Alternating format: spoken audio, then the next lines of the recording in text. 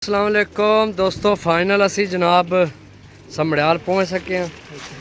उन्होंने छाते भाई आमर हनी तो माशाल्लाह सैटअप है, डा रहे शो कर रहे नवा।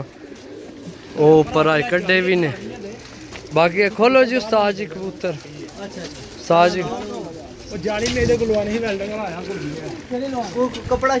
ओ है गत्ता जी दोस्तों, कबूतर बाहर काट रहे हैं भाई जी।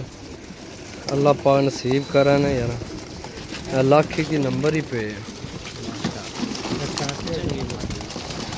अल्लाह ने हुक्म। चेक करो जी दोस्तों, माशाल्लाह परिंदे चेक करो।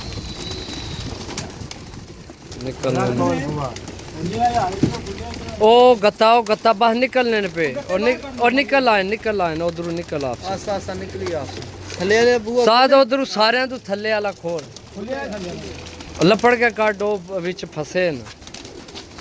चेक करो जी दोस्त, उथा तो जागत जरा थोड़ी सी ना, कबूतर नजर नहीं सी सही आमना। चेक करो,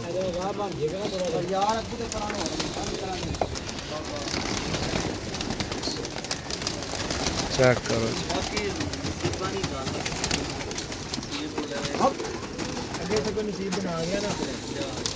अगे इन्होंने जनाब बड़े इथू चोरी होए भाई दस रहे हैं।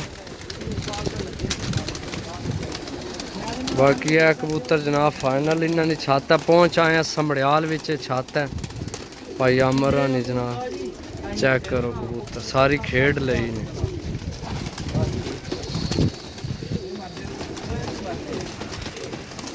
कुछ भी नहीं होना ने, वैसे जेड़े थले दब्बे दुब्बे ने वो थोड़े होसन, बाकी कोई नहीं।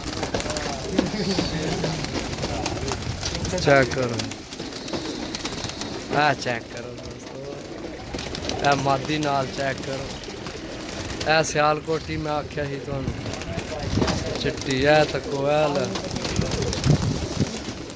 ए डबल विकेट वाला भाई मंगने सन याद है। चेक करो माशाल्लाह पूरी छत आई है, सही है।